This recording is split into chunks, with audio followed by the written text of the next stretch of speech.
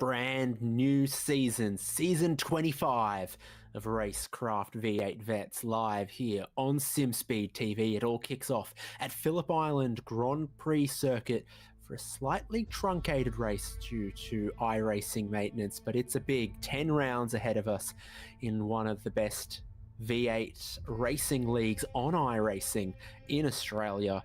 And it's for drivers 40 years of age or older. There's 4 splits. This is top split, so you know it's going to be great competition, as it always is this season.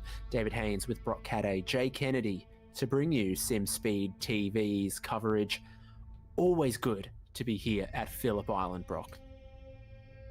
Hello everybody, it's great to be back here with the V8 Vets once again. And as you said, I think you almost couldn't have picked a better circuit to kick off this Australian series here with these V8 Vets that we love going racing with every Thursday night. So we're here in Phillip Island, which is a little island just sort of southeast of Melbourne. Lovely place to go for a holiday, and I'd argue an even better place to go racing. A lot of motorsport history in Australia is steeped in Phillip Island. It helped to grow this love for motorsport in Australians for many, many years now. Having a look at it here, not just 4 wheels, 2 wheels, very much ingrained in what Phillip Island is. So this circuit requires a lot of commitment. Each corner, turn 1, 2, 3, 4, great views, don't get distracted there, but you're really going to have to be locked in for this 150-kilometre race we've got here tonight. It's super high average speed, it's super flowing, high tyre wear, 2 big stops at turns 4 and turns 10, millicorner and MG. Really high speed down the front straight and towards turn 1, Dewan corner. All of that goes together to make it a very challenging but exciting racetrack where a lot can happen. And what's going to happen tonight is qualifying and 34 laps of racing. And so that brings us just over 150 kilometres. To be a classified finisher, you've got to complete at least 75% of the race distance. So for today, that's going to be 26 laps. Everyone starts with 50 litres of fuel in the tank, and the fuel tank size is capped at 70%. It gives everyone 1 compulsory pit stop to make. And with that starting fuel and that tank size, critical lap is lap 8. Anyone who stops earlier than that is not gonna make it. No, that's it. And look, that's considering we do have a 34 lap race here, that is still pretty early in the race to be doing a pit stop. So probably expect to see a range of strategies here, as we always do in V8 Vets. You know, some people wanting to undercut and get forward, some people who want to really drive long. We often see some of our leaders drive a bit further in, conserve their tyres, and then really go hell for leather at the end of the race. So still plenty to play out in this more sprint style race here tonight. As you mentioned, David, a bit truncated due to the updates coming later with iRacing, but I think we're still in for a great night of racing here at Phillip Island. And the season kicks off with all of our absolute favourites, because we're here at Phillip Island, and then next round on to Bathurst for Retro Round, and then we follow the officials, the iRacing official series, with Watkins Glen, Portimao, Detroit Belle Isle, Sandown, Thruxton, Mexico City, Red Bull Ring, and the Saxon Ring to come. So there'll be a couple of interesting ones towards the end, and some really exciting tracks now and in between on our way to crown the season 25 champion. Jordan Ross, your defending champ, and this season supported by LGC Images, M1 Used Cars, Logitech G, Nova Sim Sports, Player One Sim Gear, Parramatta Isuzu Ute Speed, and in support of the Balin Stewart Foundation, Bend the Blade for Balin. Great to have everyone back on board supporting this great championship. And again, 4 splits. So while you're going to see lots of drivers here in the top split, more than 40 drivers on track, it's because it's a big league, a big community, and there'll be a couple of newcomers who've made their way to Split 1 this season. Yeah, which will be great to see how they've gone. Obviously, there's a bit of the V8 Vets have a system here where, depending on how you finish in each of the splits, you can drop down or you can come up. So we will see some newcomers here, and also based on pre-qualifying that the league runs before this first round. So we've still got some of our key players. We've still got, Jordan Ross, Scott Gamble, Paul Young, Wayne Walker, Dean Logsdale, Sean McNamara. We've got a heap of the normal guys, but you will see some new faces here tonight. We'll certainly see some faces with all of our drivers joining us on Zoom. We get a look at them in qualifying right now. So many We've got 2 heart rate monitors. faces. Yeah, there we go. See between Dean Flavel and Damien Cairns who's keeping their cool. And at the moment, the Dino Dyno is running just a little smoother than Damien Cairns, but I like that he's got the peak number there as well. So Luke Allman, Ray Smith, Dean Flavel is the Dyno. Jeff Thomas in the top right there. His teammate Travis Hunt next up. Scott Gamble, a previous champion of this series. Jonathan Gallant, David Kirby, Michael Stewart there racing in VR, and he's helpfully put the red dot on Phillip Island on the map behind him as well, so we don't have to strain our eyes looking for where Phillip Island is, or even asking the question, is it one of the greatest racing tracks in the world? The answer is yes. It's in the bottom right. Sean McNamara there leaning into the corners. Greg Sharp, Sean Vandermeulen, Christian Smart, Damien Cairns, of course, and Dan Hall, who was having some perhaps technical issues earlier, but did get out on track in qualifying, has set a time, and he might be done now. Great to see so many participants in our Zoom wall. We love being able to see them up there and check in with them as the race goes on, whether it's the heart rates, whether it's just seeing how hard they're working out there, because whether you like to believe it or not, it is hard work out there sim racing in these races. So great to see so many people back on there, and a couple of new faces. I think I reckon it's pretty competitive out there. I'm excited for the race ahead of us. Absolutely, it kicks off a big season. I was just looking, who are some of the new drivers? Definitely standing out to me was Reese DeGoey.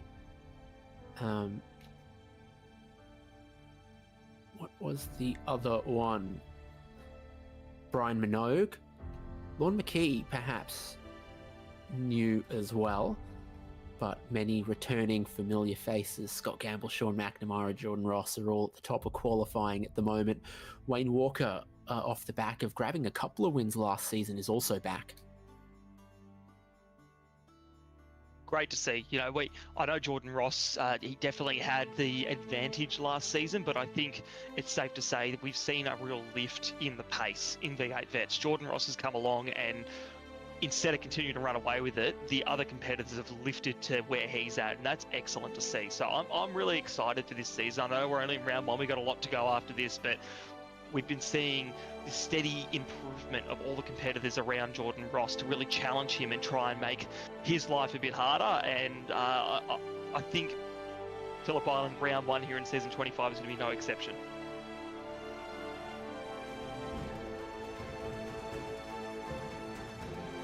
We're not too far away from getting to our grid, and once again, it's a big one. There's a lot of pressure on selection to get into top split of RaceKraft Simulations V8 Vets, and there's pressure in qualifying, but Scott Gamble has taken pole ahead of Sean McNamara.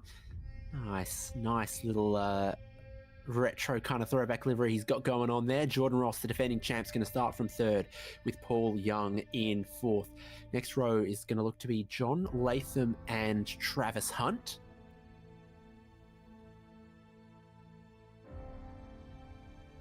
And then after that comes Wayne Walker starting out of 7th, Michael Stewart in 8th. Top 10's got Dean Logsdale and Logan Barnett. So teammates alongside each other there on row 5. Justin McLean in 11th, Mark Poynton in 12th. Michael Whiting in 13th. Ken Latter, his teammate alongside him, in 14th. And then you've got Jeff Thomas in 15th. David Kirby is in 16th. Robert Crisdale, 17th. Andrew Rushworth, 18th. And then Chad Lewis starts in 19th with Damien Cairns in 20th place, Brock. Yeah, so then we have Ray Smith out of 21st with Christian Smart out of 22nd. Christopher Burridge in 23rd and Brad Doble out of 24th. Stephen Kennedy 25th, David Nash 26th. Sean Vandermeulen 27th and Reese DeGoey 28th. I believe a couple of our newcomers there. Darren Goosey 29th with Scott McCune 30th. Stacey Boyd 31st, Dan Hall in 32nd. Dean Flavel in 33rd with Chris Miller out of 34th. Stuart Hall 35th and Luke Orman in 36th. 37th is Wayne Sanderson and Brian Minogue out of 38th. And then we have Lorne McKee and Matt Brunt 39th and 40th. John Gallen in 41st with Jamie McKnight behind him in 42nd. And last row of the grid here will be Gary Buckland out of 43rd. Few with no qualifying time that I would have expected one from. Michael Taliancic and Greg Sharp potentially. And look at this beautiful field. A minute countdown being displayed not too far away from getting underway. And for the tail end of the fields, everyone past about 15th is on a bit of a slope downhill, and everyone past about 30th is around part of the final corner. Pit lane, of course, going to be a factor today. So is tyre life, with one compulsory stop. Perhaps more of a focus on tyre life than fuel life this time around, and it is a tight and slow pit lane here. But it's gotten a bit faster. It's up to 72 k's an hour now. Oh, is it? I haven't tested that. Well, no wonder they were rip snorting through the pits earlier. That will help the drivers obviously complete their pit stops and that pit lane transit in less time. But, you know, as you mentioned, that tyre wear is going to be a big thing out there too. These long sweeping turns are going to really grind on the tyres and make them work hard out there. So conserving them, getting them where they need to be is going to be the aim of the game. It's time to go for season 25 of RaceKraft V8 Vets. It all begins at Phillip Island with Scott Gamble on the pole, and that is a clean getaway up front, heading towards the sweeping turn one, passing 200 k's an hour for the first time. Brad Doble has jumped the start in 28th place, and he has a black flag. But already we're racing, and already we're sideways and off the track for Wayne Walker, and there's others as well. There is going to be a lot to unpack there. There were plenty involved in what looked like not just one incident, maybe 2 or 3 separate incidents through turn one. We carry on though, everyone has kept on going. We're through turn 3 here now, heading down into turn 4. There's a few side-by-side battles going on here. Everyone's going to keep it pretty clean. We're watching side-by-side here as they come up to Siberia. No more incidents, guys. Remember, round 1, plenty of time to go here. But certainly no love lost out there here tonight at Phillip Island. So steady as you go for the top 6 who all run in the order that they qualified. But behind them is where the drama was. So Wayne Walker out of 7th, losing some spots. And in the exit of Siberia, we've got a sideways car, and Walker is still having a nasty time of it. Off the track, rejoining in the hay sheds. Look, who's dropping down the order big time? Well, it is Wayne Walker, it's Christian Smart, it's Reese DeGoey. Meatball flags out for Wayne Sanderson and Ray Smith. Sean Vandermeulen lost a big handful of spots, and Brad Doble's going to lose more when he serves that drive-through penalty. Dean Logsdale's gone from 9th on the grid to racing in 7th. McLean from 11th up into 8th as they complete the opening lap. We remain safety car free for the moment, so the pit window opens next time around, but it is still too early for the critical lap. Yeah, look, well done to all competitors there, despite some of that chaos, still managing to keep it safety car free. Everyone's obviously gotten going again, and we'll get back around to the pits. A lot of carnage there, seeing Wayne Walker, that's my big surprise out of all of that. You know, we saw him right up the front all of last season. He's got his night cut out for him prior to that damage. Isn't too bad. But we're looking at Jordan Ross through turn 4 here. He's right on the back of Sean McNamara. He's not letting him get away with anything. Scott Gamble hasn't been able to create a big gap to make his race more comfortable as we're on lap 2 here now. So we're picking up right where we left off last season. Now we're going to look at a replay of Wayne Walker's start. Well, it's all good from there, but it's the turning point at turn 1. So we've got just sneaking up the inside Dean Logsdale there. Logsdale is a centimetre wide of the apex, but only 1 centimetre wide, so just a little tap to Walker, and then it came undone from there. Doble, pretty short jump to the start. He's been through the lane 19 seconds to serve a drive-through penalty.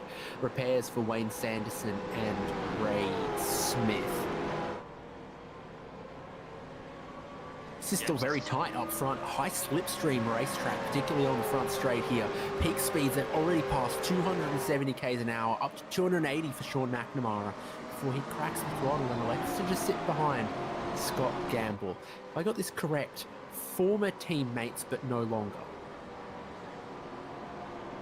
I believe so, David. I believe so. So maybe that's why McNamara's got the eyes on here, because that doesn't look like a guy who's happy to sit behind for the next 30-odd laps and wait for his moment. He is looking racy. He wants to make something of this, or he's trying to pressure Scott Gamble into a mistake, because the way he is putting his car, the way he's positioning his car, is racy. And we're just going to have a look at now. Cut to this replay of Wayne Walker out of Siberia, and he's had a moment on his own there by the looks of it, and spun someone else in the process. So it might be. Who gets absolutely drilled. Yeah, Ray Smith had big damage, and he's gone a lap down. He was actually the car that was exiting pit lane just in front of your top 3. Tried to pull out of the way, had to pull out of the way of the whole field. Sean van der Meulen runs 43rd position at the moment. We're now back to these leaders here. Yeah, the top 3's the top 5 now. That's it. So here we go. Great to see the zoom wall come in. Great use here. Scott Gamble, Sean McNamara, first and second, battling it out here on track. Scott's just got a little bit of breathing room here now, and McNamara is probably going to be looking in the mirror a bit when you've got the one and only Jordan Ross behind you, but certainly still got the eyes on. Gamble can take a breath as we come into turn 1 now, ready to continue on what is now lap 4 of this race, and these guys are pushing these cars early, trying to find every inch of pace in their cars. Like the way McNamara was just about on the slide there on the exit of turn 2, he really is getting a wriggle on. Big speed in that slipstream on the front straight, 281 kilometers an hour for McNamara and Ross. Similarly through turn 4 you get a little bit for a big stop at Miller Corner here at turn 5.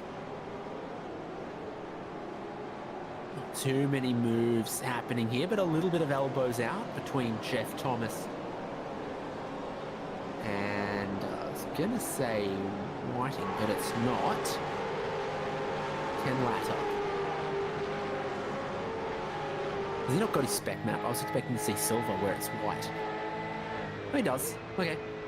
New season, slightly new paint. Trading some of it with Jeff Thomas. Always makes it difficult to spot the regulars when they've just changed up the livery a little bit, just to keep us on our toes, I reckon. That's why they do it, just to really test us and our memory of their liveries and their numbers and everything. But Jeff Thomas keeping him honest at the moment. Ken Latta probably a little bit further down than where we'd expect to see him normally. We'd usually see him in the top 10, but holding his own at the moment in that Fishy Motorsports Mustang.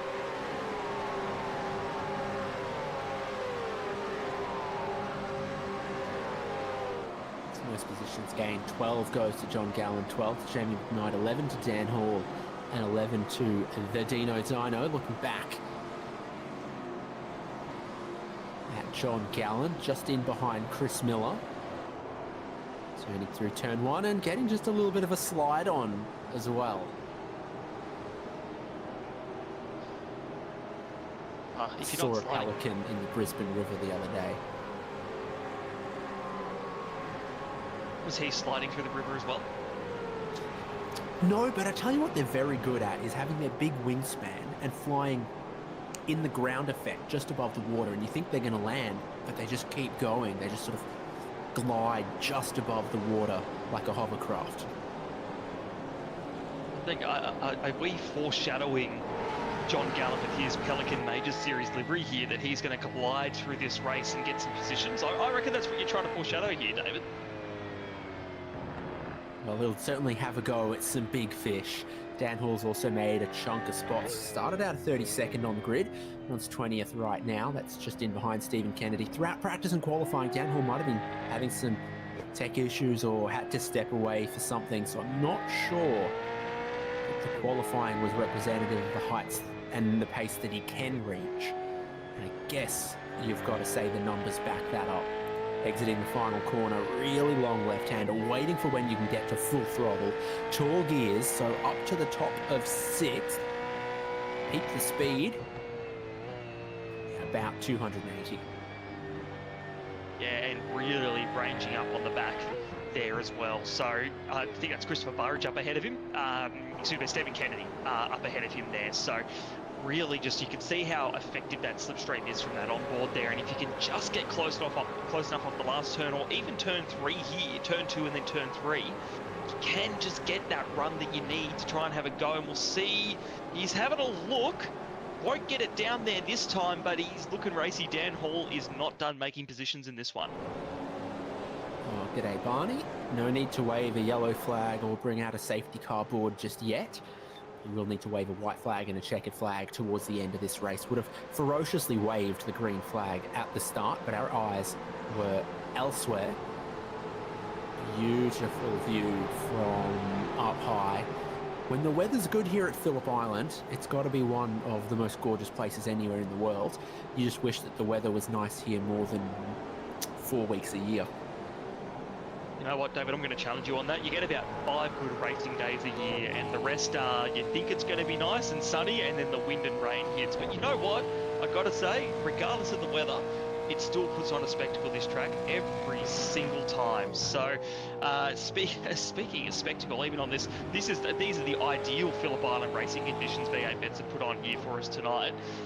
McNamara still he's dropped Ross a little bit, and is now right back on the back of Gamble. So Scott is at 110% locked in right now. Like he's checking his relative there. You can see a little eye twitch to the right. He's checking that. He's seeing where McNamara is and trying to get an idea of, do I need to defend? And even there, just throwing the car a little bit wide, probably giving the impression to Sean, don't try something here. So Scott's already playing the mind games. He's trying to provoke something out of McNamara and get a mistake so he can cruise off into the distance. This is really curious to watch.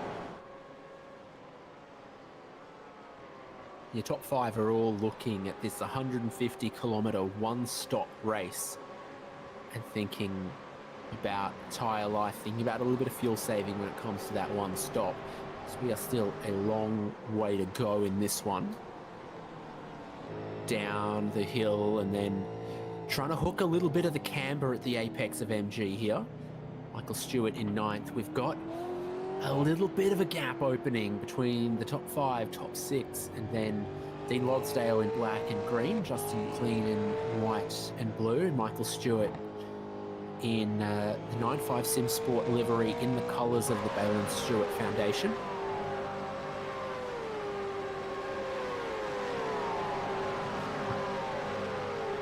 Whiting just behind him in 10th, getting a decent bit of slipstream. And the fastest straight line speed trap that I've seen is 285 kilometres an hour, belonging to Logan Barnett.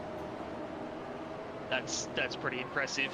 Combination of a great run and some slipstream there. Speaking of slipstream, McNamara has been all over the back of Gamble for a while now, but at turn 1, for the first time, Gamble went properly defensive. So he's starting to see that threat looming. And David, you mentioned it earlier, this top 3 battle. Oh, sorry, held my breath there for a move from McNamara. This top 3 battle has turned into a top 5 battle. As now you've brought Young and Latham into this in the background. So there's a lot to play for here, and now all of a sudden you've got this gaggle of cars that are broken away, and you need to be careful about when you're going to put this move on, because it could result in disaster if you're not careful. Yeah, that show of the nose at Siberia was very interesting from Sean McNamara, who now tries to run wide on the entry of MG. Stay right-hand side of the road, open up these final 2 left-handers. about to begin lap 9. We've passed the critical lap number, so if you absolutely brimmed your car, you'd make it home from here, but you have a really long run on one set of tyres. There have been a couple of takers, Wayne Walker, Andrew Rushworth, Matthew Brunt, perhaps gambling on the safety car. What's the gamble between our leaders here? Scott, he's out front. Scott is playing the game at the moment. He is putting the car in the perfect position to just take away any opportunistic moments for McNamara, and McNamara is looking for them. This is another one here down at the turn 4, and again, Gamble is going defensive, so he can see, he can see behind him. The other drivers are smelling blood in the water at the moment. He might not quite have the pace he needs now that we're, a bit of a distance into this race. We're nearly knocking on the door of a third of the way, believe it or not. And look at this, they're nose to tail, just about first through to fourth at the moment. So coming through Hayshed here, no opportunity to overtake. McNamara's car's looking a little bit pointier at this point of the race.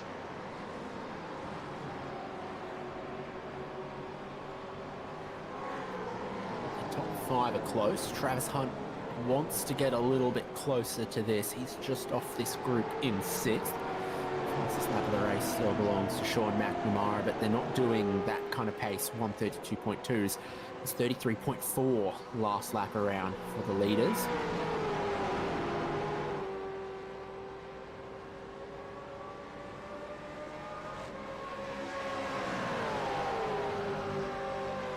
There we go again, down to the turn 1. McNamara has a look. He's trying to set Gamble up here for a bit of an over-under, like make him go in too deep at turn 1 and then can get the inside into turn 2. But Gamble is wise to it. He stays on the racing line for the most part. He can pull the car up and then keep it tight through turn 2, which means McNamara can't get his nose in and just get that overlap that he needs through this next section of track. So very smart racing from Gamble. Again, we'll see how they go down to turn 4 here. Defensive, defensive, defensive. That's all I could say about Gamble's positioning there. But he really wants to hold on to this lead until it comes to the pit stop. But you were talking about Travis Hunt earlier, David, just that last lap. He is even raging on this battle. It's packs forming because from 7th place through to 18th now, all in a line. Just as I say that, I think David Kirby's lost a tiny bit of time. That's Travis Hunt, he's back in 6th. He's like, I'm really trying to catch these guys if I can. But then also, 8-car group, 9-car group with David Nash. So there's just 3 or 4 groups that contain almost the whole field at the moment. It probably goes back to that slipstream we've talked about a few times tonight, David, that, we see it, that these draft packs, if you don't break that 1 second sort of gap to the guy behind, you can keep drafting each other. So as we see someone pit in the background there, we'll stay focused on these leaders here because McNamara's got overlap in the turn 1. This is the best opportunity he has had so far. He's going to try it around the outside at turn 1, and my goodness, he's going to keep it there. Ross is looking hungry, and Ross has spun. Gamble! Ross and Gamble are both around, and they're both off at the southern loop. Jordan Ross wanted to sneak in and follow through with Sean McNamara.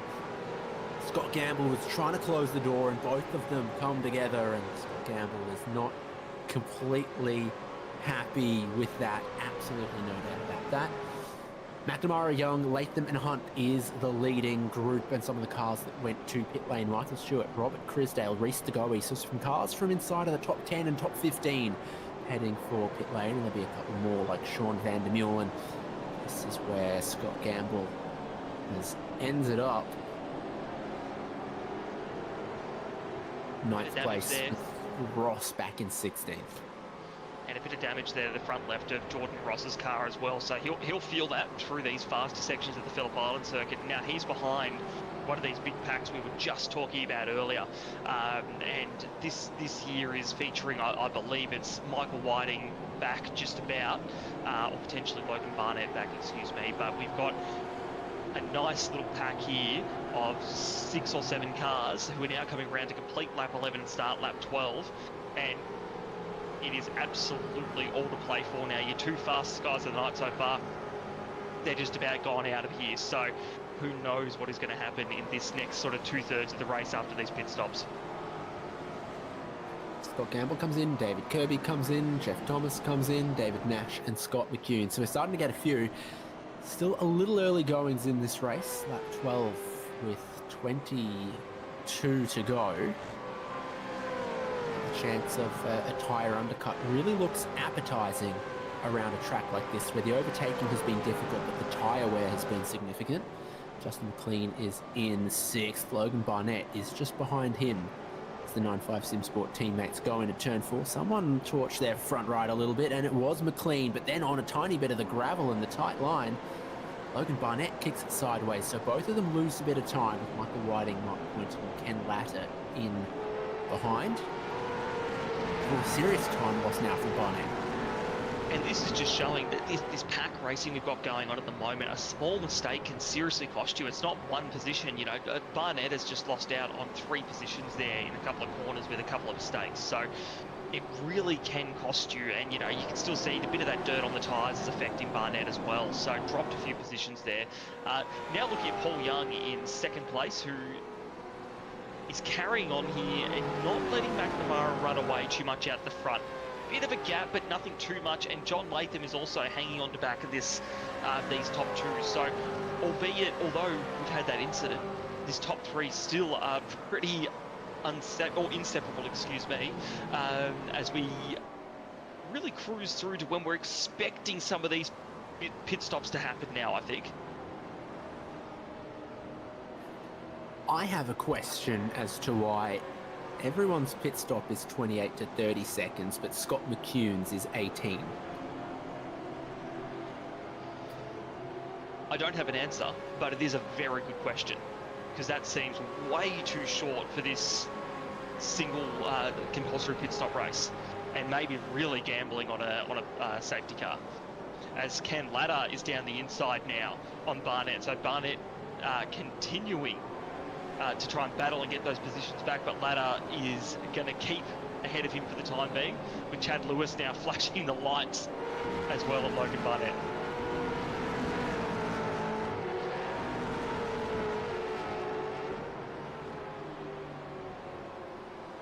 Did I just hear that correctly, David? Yeah, copy, we are checking, and you did. Scott Gamble has a drive-through penalty, and they've got to think it's for closing the door on Jordan Ross. That is very much and very unfortunately a bad to worse situation for Scott Gamble there. Leaders in, McNamara, Young and Latham, and then we're seeing the whole rest of the field react to it. I wonder if we've almost got as far as 50 litres will carry you anyway.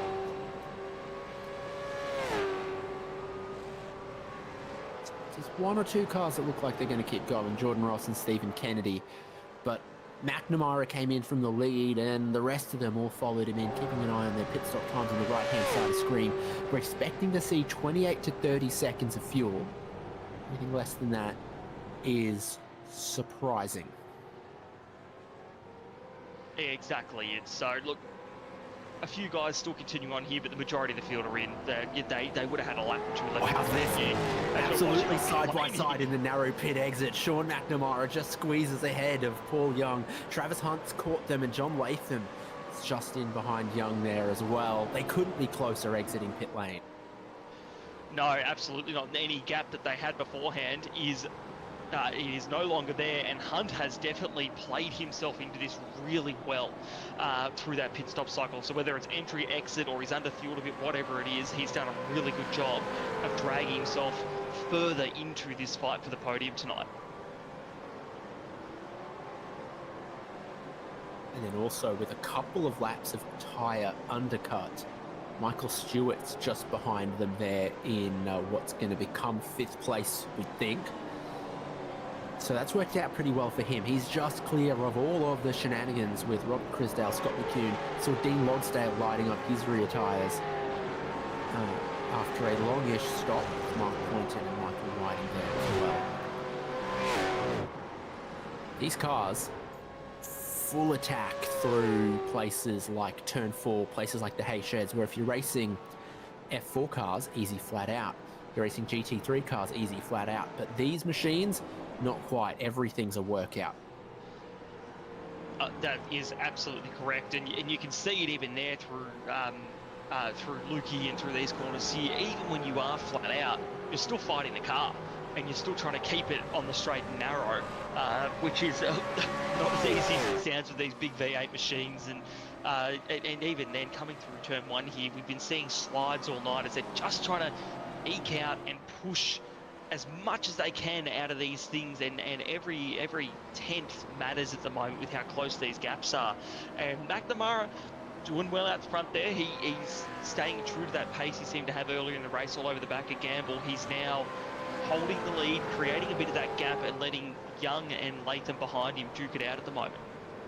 Yeah, with the one compulsory pit stop completed, I think they've all got to pick it up now. So I think you're seeing that from McNamara, trying to get on with this and just watching the battle behind Young.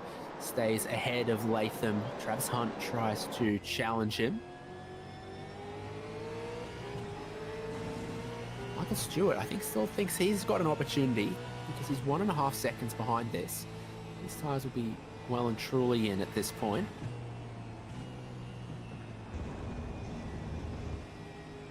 Yeah, great to see Travis locked in, coming down into... Oh, you know what? I'd say he's locked in, but he's relaxed. He's just looking cool, calm and collected. As we see Chris Miller from what was the lead on track now coming in and sort of cleansing the field a little bit. So now we've got pretty much most people have pitted, and this will be the order that that reflects the real standings out there on track at the moment. So Hunt will be through now into 4th place, and we'll start to see, here you go, still looking at the back of this podium though, and not letting them run away too much, but again, cool, calm and collected, nearly at 280 kilometers an hour there. But Sean McNamara putting down the hot laps with the fastest lap of the race so far, a 32.2, I believe it was. 32.1, excuse me. Love to know what pit stop time the broadcast thinks Scott McCune had. Chris Miller rejoins, and it couldn't be messier trying to get up to speed heading down towards turn 1. And there's some damage on the back.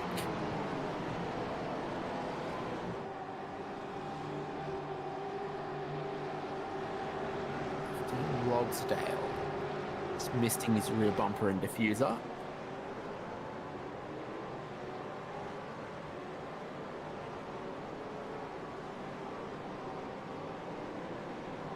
So Let's take a look.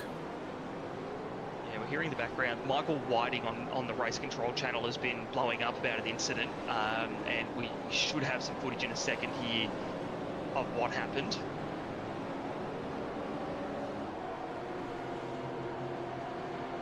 Here we go, Logsdale and Whiting side by side. All looking pretty innocent here, coming through to the last turn, onto the front straight. Oh, they've gotten into each other. Something big. Logsdale has bounced off the wall there. It's almost a bit of a wheels interlocked situation, isn't it? Because they both make a tiny bit of contact, but then both lose grip and push wide. Just a very unloaded part of the circuit there, really.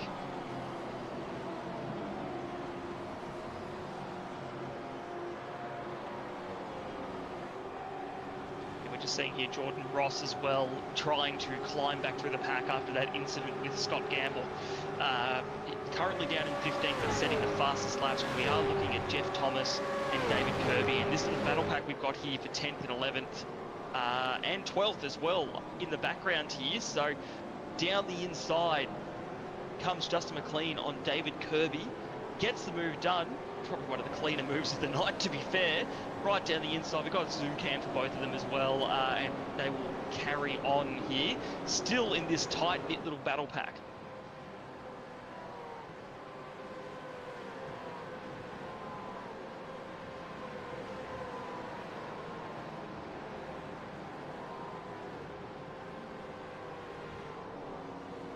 That's not Justin McLean, that's David Kirby.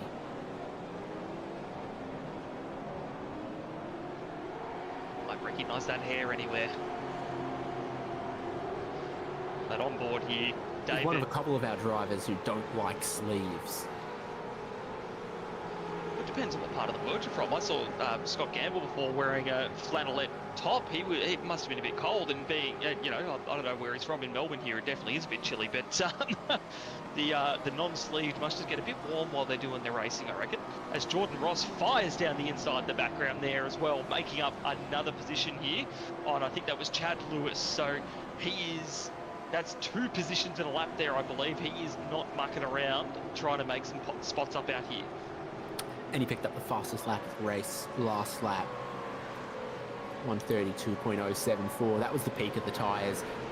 He's dropped away from that a tiny bit. Sean McNamara's dropped away from that a tiny bit. So the second flying lap on the tyres might have been the magic sweet spot. Here's Greg Sharp, another one of our, you know, suns out, guns out competitors. Actually, fair enough, because I think he lives in North Queensland. The suns out, guns out type of part of Queensland, isn't it? Yeah, Sunshine State, Gunshine State. Okay, that's Brisbane. Okay.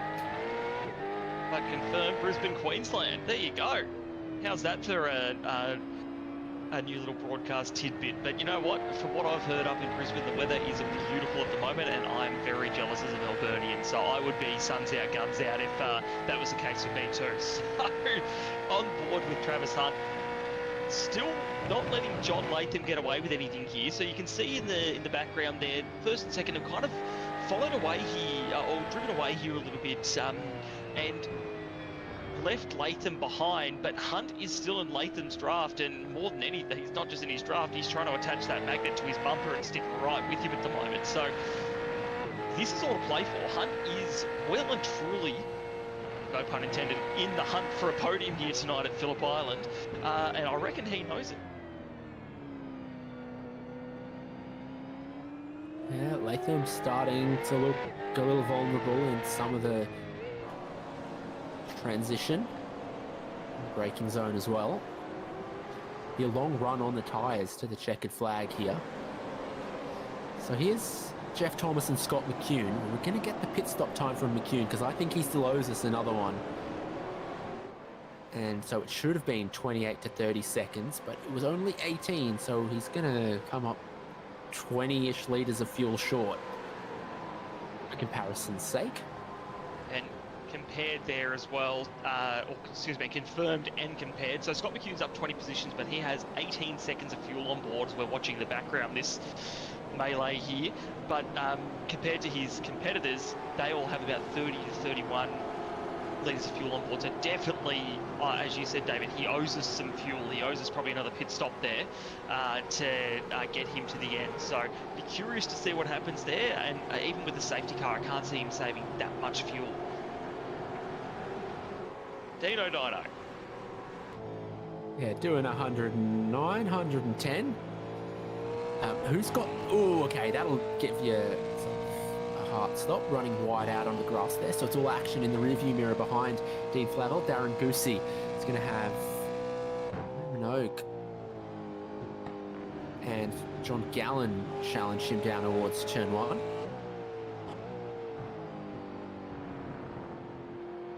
Yeah, I mean, I know the heart rate's high for the Dino there, but it must be nice looking in your rearview mirror and not being a part of what's going on. Just keeping half an eye on it, just seeing what's going on there. Because, my goodness, it is busy as we're focused on John Gallen here, and we'll jump on board his zoom camera here as down the inside comes Scott Gamble, who's a man on a mission at the moment. Again, trying to just make some positions up here. And now up to 25th position, down 24 on where he started, but he also had that penalty, so very much below where he wanted to be tonight, but showing some speed and trying to work his way back through here. Now, how do I pronounce that as a non-Victorian who's only ever heard V-line announcements? You pronounce it Terralgan.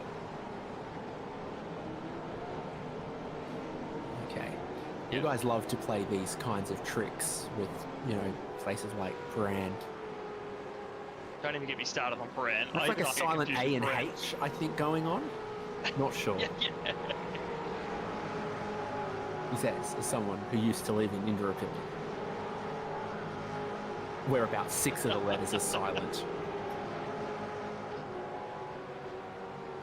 14 laps to go. Sean McNamara has got a 1 second lead over Paul Young. He's becoming a bit fractious, but this is a heart rate that's going even faster than the Dino Dyno, and has always stayed about sort of 5 or so higher. And I think that 128, that peak, is from earlier on, or maybe it's as high as the monitor goes. For Damien Cairns in 29th place, he sits in behind Stacey Boyd, driving from much further away. Yeah, you know what? Bullied by the 2 Victorians. David, and Damien Cairns is going to bully Stacey Boyd into turn 4 and then straighten him up, but both of them are going to lose a spot. Stewie Hall will come in and try to pick their pockets. I think Cairns is going to try to address this if he can, but it's complicated now. Yep, and Stacey Boyd's already jumped on the race control channel there, so the best thing here is for Damien to redress that, and that pretty much nullifies, or potentially can nullify, and I believe it looks like he is slowing down here to try and give that one back and keep it all even Stevens. But that was a good one to be on board for. Just shows you how difficult it is to try and get a pass here, but certainly creating a bit of a mess for the drivers behind who are just trying to run their race at the moment, with these guys trying to redress and nearly causing another incident there. Looking on from McKnight here, I think it's at Matt Rutt and Damien Cairns nearly coming together, but just avoiding coming to blows there. But anyway, I do know how to pronounce that place name. It's Cairns. Hey, you've practiced that one a lot, my friend. Oh, it's just touch and go exiting turn 1. Jamie McKnight's part of the battle front. Getting that spot back, now running wide out towards the marbles. Goes Damien Cairns. There'll be a significant build-up of marbles. It's so slippery off the racing line. You can see it from on high. Scott McCune is around. And who is he tangled with exiting turn 4, Miller corner? David Kirby. Oh, and Gallen's going to get spun around next. What is going on? All of a sudden we tick over to this sort of last phase of the race, and it's all going nuts. So lots of battling going on here. John Gallen has got going again, but unfortunately lost a lot of positions after what has been quite a good effort. And we're going to flick to Jordan Ross and Jeff Thomas here. So Ross, again, coming back through the field after that incident with Gamble, but making up quite a few positions and not looking like he wants to stick around here behind Jeff Thomas, and Thomas wanting to make it hard for him. Is he? No, I don't think so. I think JT was looking in his mirrors and let that one go. Probably a smart decision in the scheme of things. As now Kirby, and he's looking to pass McCune. Gets down the inside here. How much overlap's left on the exit? Ooh. Enough.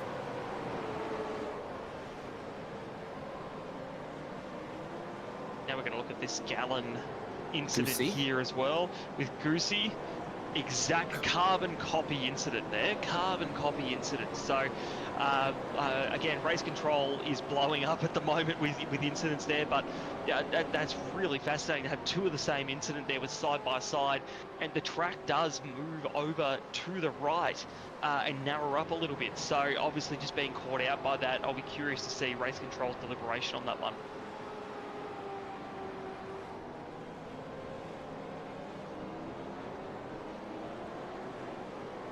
So recapping with soon to be 11 laps to go, the opening race of season 25 of RaceKraft V8 Vets. This is split 1. Sean McNamara's got a 1.2 second lead. John Latham and Travis Hunt for the podium, but this was all the drama that unfolded in the battle for the lead. Sean McNamara in the slipstream pulls out to the inside on Scott Gamble. The 2 of them race cleanly side by side through turn 1, and then Brock, what do we see in towards turn 2? this is where this incident occurred, and this is where Gamble has gotten that penalty there. And look, it's really hard to tell. Obviously, we're just getting little images, and Race Control has a lot more to go off there. But it honestly looks like Ross was over to the left there. He was trying to stay just on the left, and potentially Gamble has tried to move over, maybe not realising he's there, and that's what's caused the incident. So it's just, Ross saw an opportunity and he went in there. This is going to be a different view of this one. So obviously McNamara gets through there. We get to see Ross come on through. Again, it's difficult there to really see how it's all come together. We just see Jordan come into the back of Gamble and create that moment, and probably lucky not to take too many other people out there or themselves completely out, because it's a pretty high speed part of the circuit, but certainly high drama for round one of this season of V8 Vets.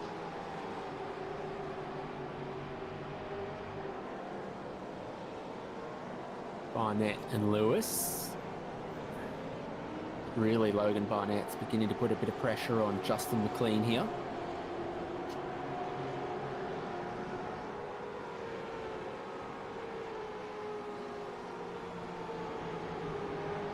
Yeah, all pretty spread out at the moment, but all it takes is a good run onto the front straight to really make that change and give you a sniff of an opportunity into any of these turns here. And as I say that, even Barnett and McLean from literally opposite sides of our AusNZ community in Perth and Invercargill in New Zealand, oh geez, I struggled with that one, fighting each other here.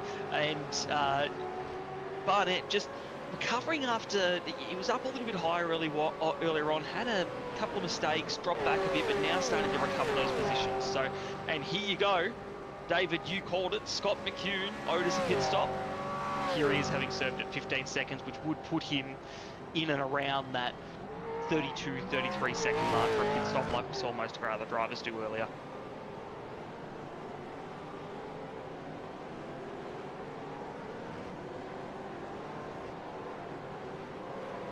Yep.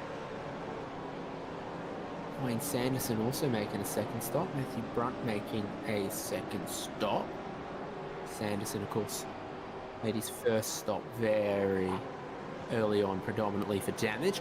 That turn 4 Siberia, we're going side by side. Not sure the outside on those marbles is where I would want to be, skating wide and losing some spots, because Jamie McKnight, Damien Cairns ahead of David Nash, Mike Teljancic trying to get clear of McKnight, but they will go side by side through the hay sheds, which is incredibly costly because you're on the limit through there. And over Lukey Heights, Teljancic prevails for the minute.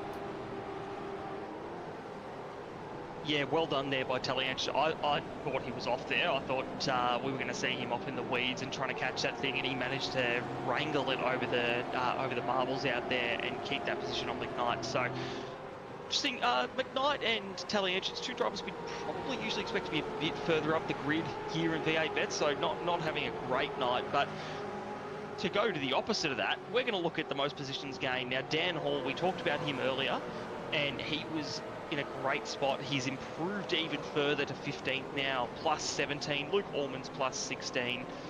Brian Minogue plus 15, and Lorne McKee, who I believe Brian and Lorne are two of our newcomers to the series, and they're up 15 and 13 respectively. So great effort by them in their first appearance in Split 1 here. And of course Luke Allman up 16 as well there, who is one of our regulars that we love to watch. An excellent sim rig, I might add. Just bring that back for this season as well. I love looking at all the sim rigs these guys drive in, and Luke has got one of the best of them I think we see on the Zoom wall, David. Looks like he's in a trailer, though. He's not, but I've just got like race hauler vibes from it. He's in 20th at the moment, just in behind Scott Gamble. Plenty of other positions in the top 10 that could change hands. Robert Crisdale leads Mark Poynton and Ken Latter in a 3-car group in 6th, 7th and 8th. Tyre difference. Crisdale was a little early to the stop, and they could be dropping away from him because it's 2 laps fresher tyres for Poynton behind 3 laps newer tyres for Ken Latter. So that'll all close up based on tyre age there. Dan Hall in 15th. I've got a top tip for you. Also say nice things about Dan Hall's equipment. I'm not sure why the top tip is there, but he does have yet another excellent setup. I've got 3 screens and they're not set up as well as that. So kudos to Dan Hall, and clearly it's helping him do something because he's up 17. He's doing a bloody good job out there tonight.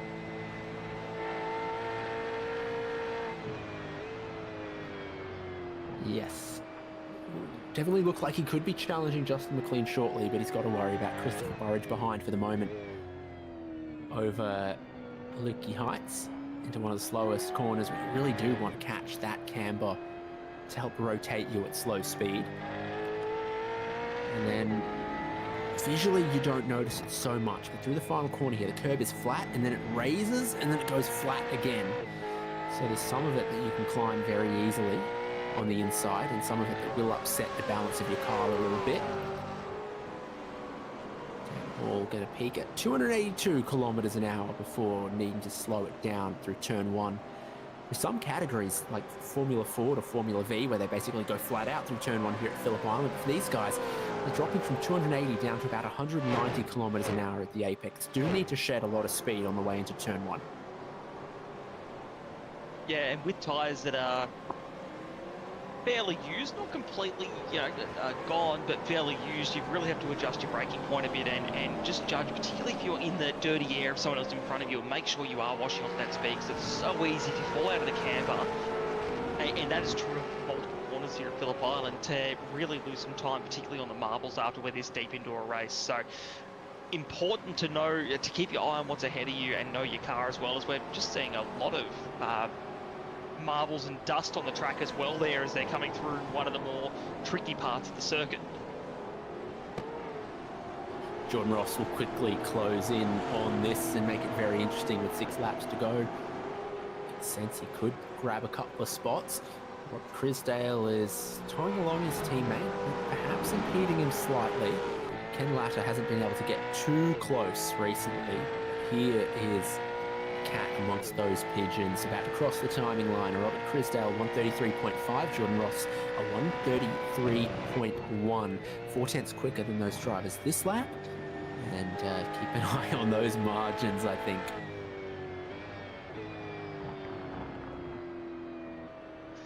Yep, Jordan Ross on his recovery tour through Phillip Island at the moment, trying to make up positions, and very much, as you said, David, the fastest man of this battle for 6 at the moment. Now, he's not quite there. You know, we only have about 5.5 to go. Ken Latta does lock the inside tyre there, which is just going to make it all the more easy for Jordan Ross to range up. But yeah, we wanted to watch their mirrors. And it's at this point of the race where you do the calculation in your head. And do you go, do I let Jordan go knowing he's faster, or do I fight for it? Like this, we've got a few laps here. Can I just get one up on Jordan this week on my other competitors and get a really good points result? So by the time I come around here, it'll be 5 to go, and I reckon it's all going to be to play for. Not only could we get a Froglink-juiced roadblock, they are closing up on Michael Stewart as well. Things are getting close in a couple of places. Battle for 3rd is on. Battle for 5th through to 9th could be on as well. Jordan Ross, I reckon he could size up Ken Latta into turn 1 this time around. Travis Hunt, top of screen, not close enough to do the same. Jordan Ross with a good exit off the final corner in behind Ken Latta, who had that lock-up on the lap just completed.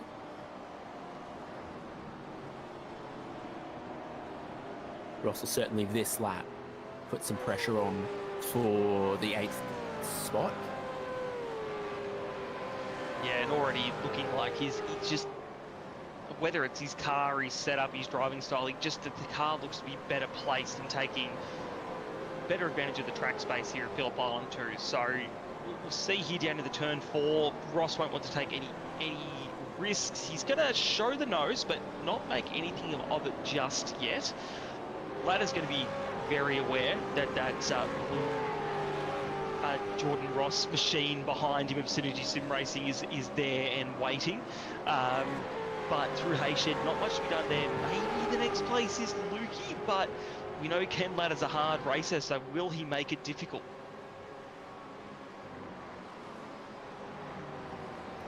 Yeah, a couple of opportunities a lap, but not a whole lot of massive opportunities per lap. Now, Wayne Walker on the opening lap spun exiting Siberia, and you know what? He's almost half done it again, gotten a massive snap on, and not been able to save it on the way into the Hayshed. So uncharacteristic from a three-time race winner last season. 4 laps to go. McNamara extends his lead over Paul Young. Nathan battles Travis Hunt, and Latter has run wide out of the final corner. Jordan Ross will move up into 8th position. Yeah, that was pretty gnarly there for Ken Latter. He did want to hold on to the car, but we all know coming out of that last turn at Phillip Island, we now have a parked car out of turn 2. Race to go, he has a mechanical black flag, and it could be him in the 518. I think it is. What a go. What do we do? That's right on the exit of the corner. You can see everyone in shot.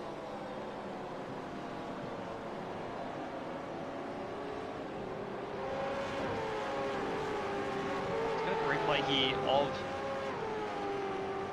Reese coming down to turn 1 here, and he has blown his engine unfortunately there, so obviously shifted down the gears a little bit too quickly, and the engine's gone on him, and no way to limp this thing all the way around the circuit. And we've just heard that, considering how few laps left in here in this, Racing Control's given him the okay to tow, so that we don't have to go safety car with only a few laps to go.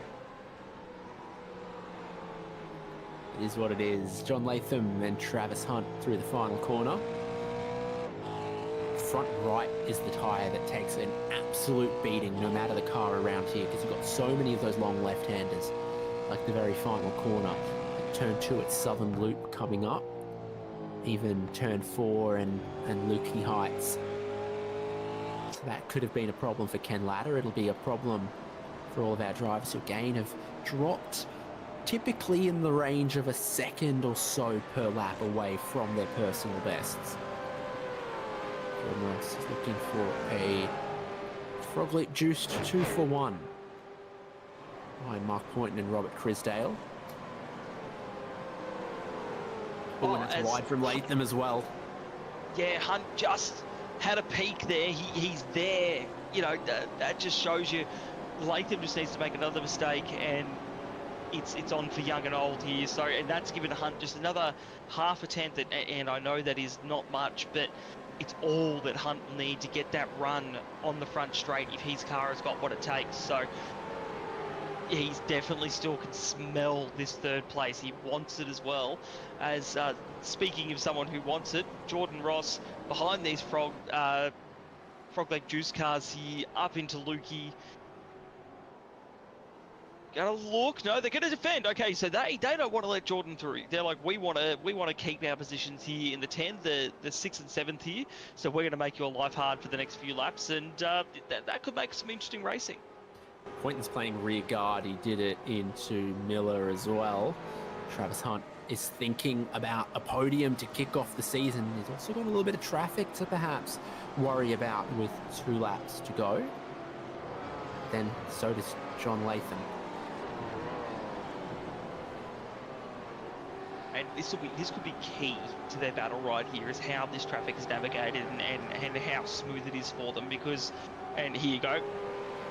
Well done to the traffic there. I think that is that Dean Logsdale there, who has just hopped out of the way, let that battle go on, and as it should be. No move on here into turn 4. A little bit too far back there for Travis Hunt. Looking at Jordan Ross in the bottom of your screen there, and again, as you mentioned, Poynton playing the rear gunner there and just making Jordan's life hard, where we've only got 1.5 laps to go here. So Jordan is fighting. He wants this. You know, he's trying to make up as many positions as he can and really have as strong a start as he can to the season. But these frog guys, they're making his life hard. Frog leg juiced, excuse me, not frog guys. Yeah. Frog leg juiced. They are both human men, to the best of my understanding. Robert Crisdale, though, could could move a little further and it'd make Mark Poynton's life a little bit easier. Outside of MG, the marble build-up is making that an increasingly difficult maneuver to pull off. Barney, what kind of arm workout have you been doing? Have you got the white flag for Sean McNamara? You bet he does. One more lap for Sean McNamara. Started second on the grid, sat patiently behind Scott Gamble, waiting for his opportunity until he pounced here on the way into turns 1 and 2. And he's led since then. Paul Young in second. John Latham still holding on to that third. There's no leapfrogging happening yet in 6th, 7th and 8th. Nope, they're doing a great job at keeping Ross behind them at the moment, and whenever Ross seems to get a bit of a run, Poynton just places his car perfectly to stop that run from happening and maintaining what is a strong result for the Frog Leap Juiced racing team here as well in 6th and 7th. So again here, both defensive, Crisdale and Poynton. Ross is going to try around the outside, usually not going to work around here, and it won't, but he is trying to find a way through. I think Jordan Ross's appetite for risk is relatively low at the moment. It's been perfect. It's been a really good race from Paul Young there as well. He's actually stayed within sort of a second and a half of the race lead the whole time, but he just hasn't been able to get close enough in the last 10 laps to stop the Sean McNamara show. He's having stopped after 13 laps to make the one compulsory pit stop at Phillip Island. Sean McNamara is going to run 21 laps to the end and look to take the first race victory of season 25 in RaceKraft V8 Vets. He wins 150 kilometers at Phillip Island, gives it a little fist pump. And then Young and Latham completing that podium. Travis Hunt dropping back just a little bit late, and Jordan Ross on the replay. So we'll see, you were talking about his appetite for risk there. So Poynton goes to the inside again. Crisdale up ahead of him here. Ross, this has just happened a few moments ago. So they're 3 in a line here, attached bumper to bumper as we've seen. We're going to come to the finish line here for these guys. Ross has got a really good run here on Poynton, really good. And a little bit of time here to get to the start-finish line. It's not going to happen though. Poynton managed to just keep him off Crisdale as well, so good defensive effort from the Frog Leap Juice guys, managing to keep Jordan Ross off. But this is your winner, Sean McNamara, pretty much unstoppable all night. No mistakes, kept it clean, avoided that incident with a great move on Scott Gamble, and has taken the win.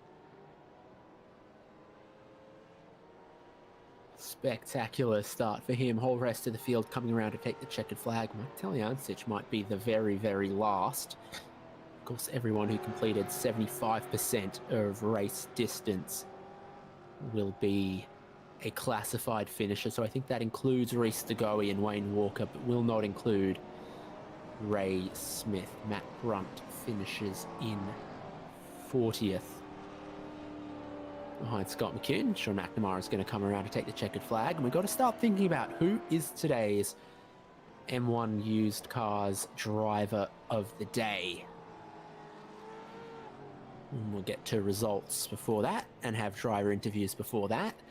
We can't get Sean McNamara before he gets to pit lane. So that's everyone past the checkered flag at Phillip Island. Sean McNamara, the winner, 1.2 seconds from Paul Young. John Latham, 3.1 seconds back. The margin's very tight, but no one able to get close enough to put that pressure on. Travis Hunt in 4th, Stewart in 5th. Robert Crisdale and Mark Poynton keeping Jordan Ross behind. Ken Latta and Logan Barnett completing the top 10 for Robert Crisdale. That was 11 positions gained in the race with an early stop, undercut, then a bit of defense from his teammate.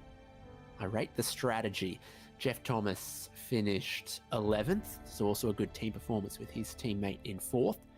Chad Lewis in 12th. Michael Whiting, Dan Hall, plus 18 positions, is going to be equal biggest gainer of the race. He's ahead of Justin McLean and Christopher Burridge. Steve Kennedy in 17th. Scott Gamble in 18th after that contact and a drive-through penalty. Luke Allman, 17 positions gained to 19th.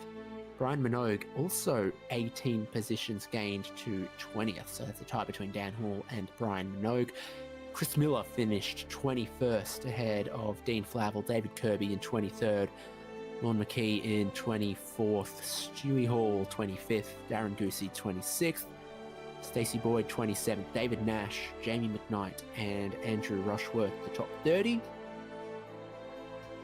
Brad Doble just ahead, and I mean just ahead of Damien Cairns, Christian Smart, Gary Buckland, Greg Sharp, Sean Vandermeulen, John Gallen, Mike Teleancic, Scott McCune and Matt Brunt, last cars on the lead lap.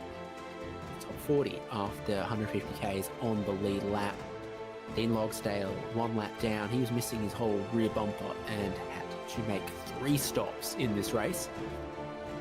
Wayne Sanderson also 1 lap down. Siberia left him out in the cold. Reese DeGoey 5 laps down. Wayne Walker 6 laps down. Ray Smith won't be a classified finisher. Neither will our driver stewards, our safety car drivers, or our race control. Exciting 150 Ks from one of Australia's great racing tracks, Phillip Island. Yeah, that was an excellent race there and some really tense moments and great battles. And I believe we have got none other than Mr. John Latham, 3rd place finisher in the green room. I will drag him in for us. John, welcome to the booth, mate, and well done on a really strong start to the season. Could you just walk us through, I guess, your view of the race and how you felt you went tonight? Yeah, g'day all. A bit of a blur, to be honest. First, it's the longest race I've done for a long time, so I was really struggling with a bit of concentration. So excuse me if I'm a bit airheaded at the moment, but yeah, I was a bit unlucky, I think, for what I didn't really see what happened just in front of me with Scott and Jordan and that. But hey, you got a Bradbury at some time, so yeah, I just snuck in behind there and just tried to set reasonable laps. And obviously, I had Travis. Well done to him. He kept the pressure on. But yeah, didn't make too much of a mistake that ran wide anywhere or anything like that. So it was just a pretty cruisy first race to the season, and yeah, good to jump in and have some fun. That's good to hear there, John. And funny you mentioned Travis. I did want to ask, did you feel the pressure a bit, or were you able to kind of just manage your pace to match his and make sure he never just got close enough to have a sniff at trying to get that podium off you? Yeah, I wasn't too worried behind me. I was just trying to focus in front of me because obviously, if you start focusing on who's behind you, I think it makes you make more mistakes in the end. So you really just got to, keep the eyes forwards, but keep the awareness going. So yeah, just really tried to make not too many mistakes. It's a bit hard with the old V8, but or the new V8. But yeah, it is, I guess, just one of those things. Yeah, you just really got to look forwards, not look back. No, and mate, that's exactly what you did tonight because we were expecting Travis to try and have a dig at you, and you just kept him at bay for many laps, lap after lap. So well done on the podium in the opening round, mate. Before we let you go, is there anyone to shout out or thank? Yeah, just the lads at RaceKraft, so they're on the side of the car, and everyone on the team. They're Brad Doble, welcome back to Split 1. He did well in Split 2 and got himself bumped back up. So I've got a race buddy. Not that we said much that race because it was pretty eyes forwards. But yeah, I'd also like to thank all the league admin, our league sponsors, and also you guys in the broadcast. It's Vets is still going strong. The numbers are still really good. So yeah, it's a great place to rock up and have some fun as a old dude. Thanks, John. We appreciate that. I'm sure the V8 Vets League admins appreciate it, and we certainly don't consider you guys old dudes. You put some great racing on out there. Well done tonight, and we look forward to seeing you next week, mate. Yeah, no worries. My back sitting in this seat doesn't tell me that, but hey, when I get out, I might crawl to a beer or something. So yeah, cheers, guys. Sounds like a good plan, mate. We'll chat to you later. See you, mate. Thank you. Bye. And that there was John Latham, 3rd place finisher tonight. And David, should we bring in Paul Young, 2nd place finisher? Yeah, we'll do in a sec. I reckon about half of our drivers have got a public holiday tomorrow, so they might very well crawl themselves towards a beer. Paul Young finishes second to kick off the new season, and you were there and thereabouts within a second of the race lead, a whole big chunk of that one, Paul. Yeah, that was a really, really good race. I didn't expect to be second. It was probably, a bit of misfortune for Scott and Jordan, but I'll take it. So I knew I had the pace because I was staying with those guys at the start. But yeah, like I was just saying to Sean, we were just seesawing within a few tenths of each other the whole second stint. So that got a bit boring. Shorter race, simpler strategy. Is that good or bad in your book? Yeah, there wasn't much strategy to it. Looking at like the pit window was probably within 2 or 3 laps. But given that you could only do maybe 13 or 14 or 15 at the start, knowing you've got to do 19 or 20 plus in the second half, you don't want to go too early either. Like it wouldn't have been wise to go too early. It was hard enough looking after the tyres over that sort of a stint. So yeah, I would have preferred maybe either bigger tanks or, well, ultimately we all would have preferred the longer race again, I suppose. But yeah, it is what it is because of the patch. Careful what you wish for. 300 kilometres of Mount Panorama next week. Wow, I was just saying to Sean, I'm off. I've had a ripper start to the season. That's my second since I've come back, but I'm off on holidays for 6 weeks. So I'll be back for the last 4 races. I'm going to miss Bathurst. Oh, well, great start to then take a break. Who would you like to thank, Paul? I'd just like to thank my Stacey, who's my teammate running with Vets, and all the other team members of Phase 4 Motorsport, and also the Banter Alliance guys who we work together and practice with. All the sponsors of the league and all the admins of the league, and you guys for putting on the broadcast. Appreciate it. We'll see you in Chex Watch 7 weeks' time. Thanks, guys.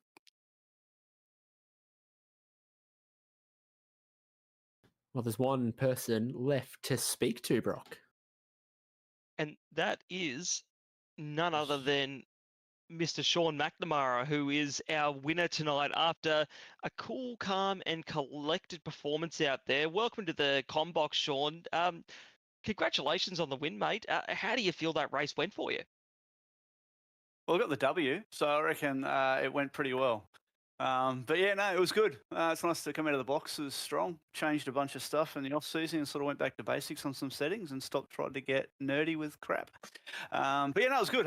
Enjoyed that battle with Scott and Jordan earlier. It's a shame those two boys come together. I haven't watched that one back yet, but I'm sure that was interesting. But yeah, it was good. Just managing tyre. One stop, sort of just there wasn't a lot of strategy options, but yeah, just looking after the tyre. And I knew Paul. I know. I've raced Paul a fair bit lately, and he's getting quicker and quicker. I knew he'd be trying to look after the tyre out of the box to try and have a run late. So I just tried to open up a little bit of a margin, get him out of the draft, and it kind of worked. Absolutely, it did. As you said, you got the W, so pretty good night out. Now, look, we were commenting earlier in the race, like you were all over Scott, like you kept him honest there. And when you made that move down the inside, was that something you had set up laps before, or was it just you saw the opportunity pop up at turn 1 and you went, I've got to do it now or never?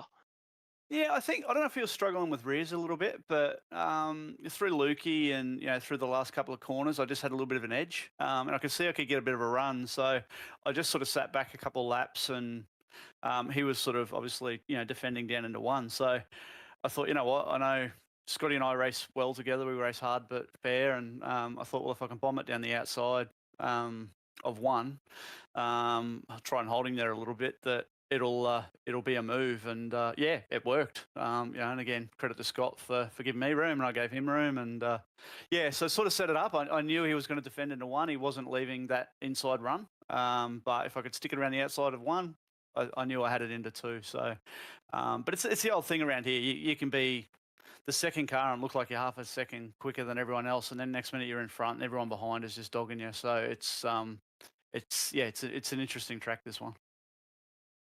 yeah, you can say that again. There was plenty of battling going out there between yourself and everyone else on track. We were talking about packs earlier, but Phillip Island's one great Australian track.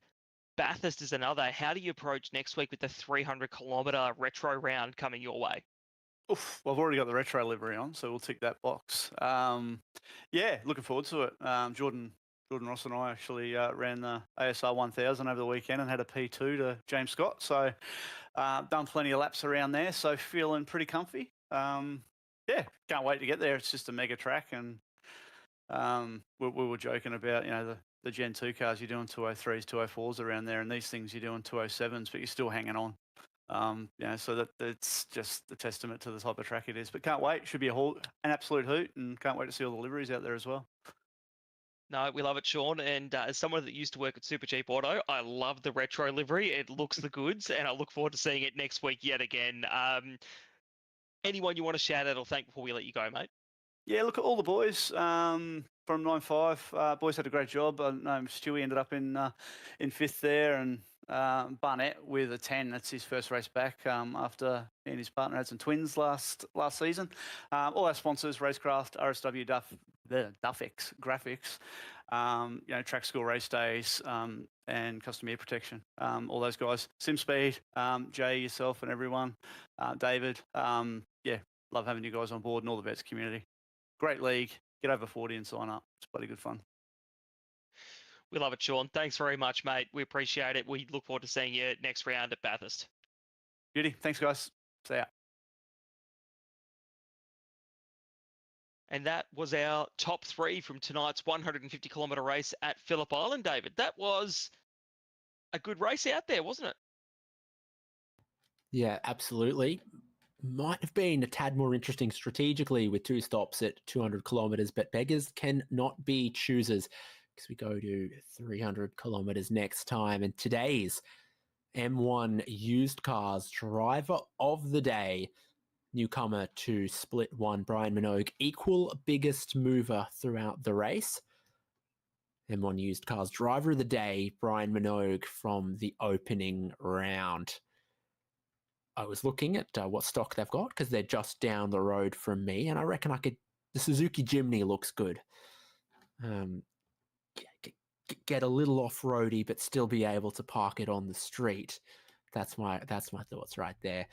And wow, if you want any better track in the world, you won't find one, as we go 300 kilometres of racing for the retro round at Mount Panorama Bathurst. You'll see it here on SimSpeed TV. David Haynes, Brock Cadday, and Jay Kennedy.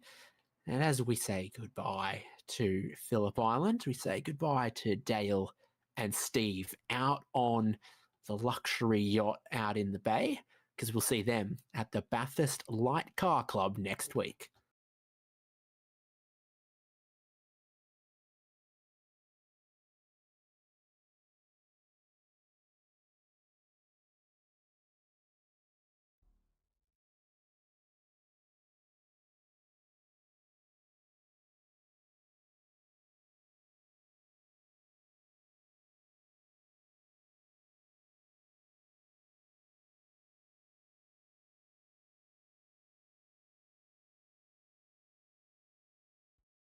Racing isn't easy, but experiencing it is. iRacing puts you in the driver's seat with the industry's leading sim racing game. Drive on laser scan replicas of the greatest racing circuits from around the world. Go head-to-head against other drivers chosen by skill-based matchmaking to ensure competitive racing at every level. Compete across all your favorite series. In officially licensed cars, engineered to deliver the most accurate driving experience possible.